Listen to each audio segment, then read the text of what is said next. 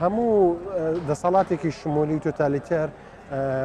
مەبەستێتی کە دەنگی ئازاد و ئازاکر بکە، یعنی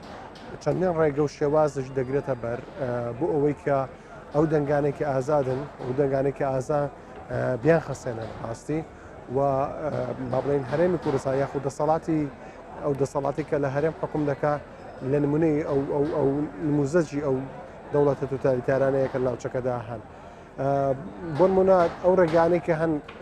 جۆرا و جۆرن بۆ یەکێک لەو ڕێگانەوەیە کۆمەڵک لەو ڕۆژنامەنووسانەی کە دەزان کاریگەریان هەیە لەسەر ڕای گشتی و پرۆفشناڵانیش دەکەن هەوڵ دەدەن لە ڕێگەی کڕینی وەلا ئەوە بۆ پرۆژە استراتیژیانەی خۆیان هەیەانە بیانکردنەوە لە میدیا سێبەرەکانی ئەوان دەیش بکەن ئەمە یەکێکە لە ڕێگاکەن ڕێگەیەکی تر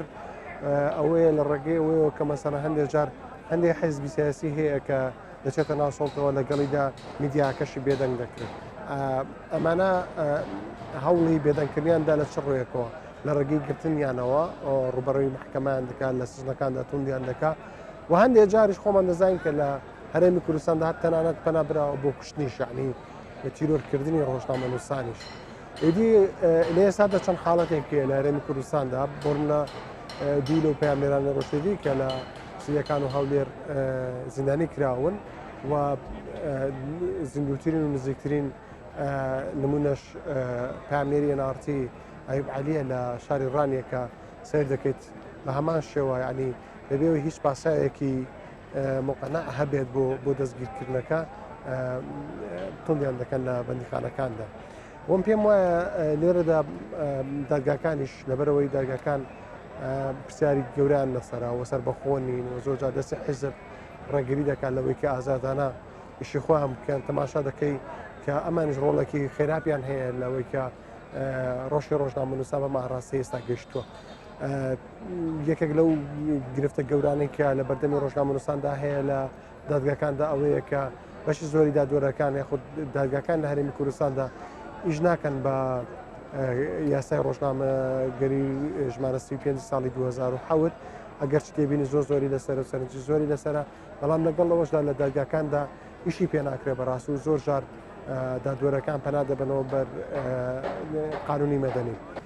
هەموو ڕێکخراوێکی کۆمەلگای مەدەنی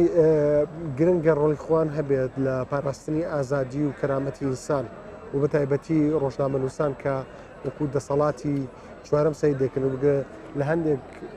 حاڵەتدا بەڕاستی دەکرێت بڵێن وەکو دەسەڵاتی یەکەمیش دەکرێت سەیر بکرێتەوەوانە. بەفعلی سانتەری میترۆ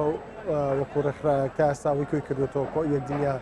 زانیاری هەیە کۆی کردوێتەوە لەسەر پێشەلکاری بەرامبەر بە ڕۆژنامەنووسە و ساڵانە ئەوان راپۆرتی خۆیان هەیە لەو بارەوە بەڵام هەز دەکەی تۆ لە بەرامبەرەوە دەسەڵاتێکت هەیە کە گوێ ناگرێەوە زۆر گرنگی نادا بە ڕێی ڕێکخراوی با بڵێن راپۆرتی ڕێکخراوی مەدەنی هەر تەنانەت ڕێکخراوی نێودوڵەتیە خۆ ئێمە بینیمانە ساڵانە چەندین راپۆرتی نێودوڵەتی دەدەچێت لەلایەن ڕۆژنامەنووسانی بێسنوورەوە لەلایەن هیمان ڕایتس وۆچەوە یعنی لەلایەن چەندین ڕێکخراوی نێودوڵەتیەوە کە با بڵێن ڕاستەوخۆ پەیوەندیان هەیە بە پرسی ئازادیەکان و کاری ڕۆژنامەگەریەوە لە جیهاندا پەنجەی تۆمەت ئاڕاستی حکوومەتی هەرێم دەکەن لە چەندی شوێنەوە بەڵام سیر دەکەی کە ئەمانە باکیان نیە ئێمە واقعەکە دەزانین کە وایە بەڵام هەتەنانەت وەزارەتی خارجی بەشێک لەو دەوڵەتانەی ئەوروپا و تەنانەت ئەمریکاش کە حکوومەتی هەرێم وەکو حکوومەتێکی پێشەلکار بەرامبەر بە دۆخی ئازادی و ئازادی ڕۆژنامەنووسی ئەوانە ئەسای دەکات بەڵام سیر دەکەی ئەمانە باکیان نییە بەرامبەر بۆش لە ڕاستیدا دەسەڵاتی کوردی گوێیەکی نییە بۆ بیستن و بەتەواوەتی لەوە دەرچووە کە ڕۆژنامە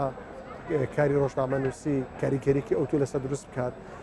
پێم وایە دەبێت هەوڵی جدیتر بدرێ و دەبێت پێیسی بۆ کۆکردنەوەیەکی زۆرتری دەنگی ناڕازی و ئازاد هەیە بۆی کە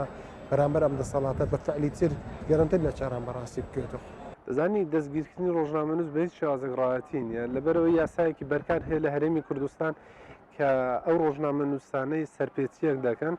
لەو یاسایەدا چەند خاڵ و بڕگە و مادەیەک جێگەی کراوەتەوە پێویستە بەپێی ئەو یاسایە مامەڵە لەگەڵ ڕۆژنامەنووسدا بکرێت بە هیچ شێوازێک زیندانیکردنی تێدا نیە تەنیا غەڕامەی تێدایە لە کاتێکدا ئەوش یاساکە دیاری دەکات نەک بەپێی میزاج ڕۆژنامەنووس دەستگیر بکرێت و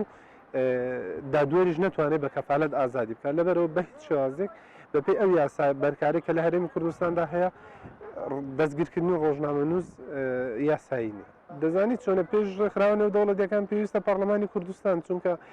دەستگیرکردنی ڕۆژنامەنووسان پێشێلکردنی یاسایەکی پەرلەمانی کوردستانە کە پێشتر لە خولەکانی پێشتر پەرلەمانی کوردستان بە چەندین دانیشتن و بە چەندین هەموارکردنەوە بە چەندین ڕاوێژ ئەو یاسایی دەرکردووە لەبەرەوە ئەو ئەرکی پەرلەمانی کوردستانە پێش ڕێکخراوە نێودەوڵەتیەکان کاتێک کە ڕێکخراوە نێودەوڵەتیەکان کە پەرلەمانی کوردستان نەیتوانی دەنکە ئەو کاتە ئەرکی ڕێکخراوەکانی ناوخۆیە دواتر ئەرکی ڕێکخراوە نێودەوڵەتیەکانە کە هۆشداری بدەن بە دەسەڵاتی هەرێمی کوردستان و پێی بڵێن ئەوەی کە تۆ دەیکەی لە یاسای ناوخۆی هەرێم و لە یاسای نێودەوڵەتیدا جێگەی نابێتەوە.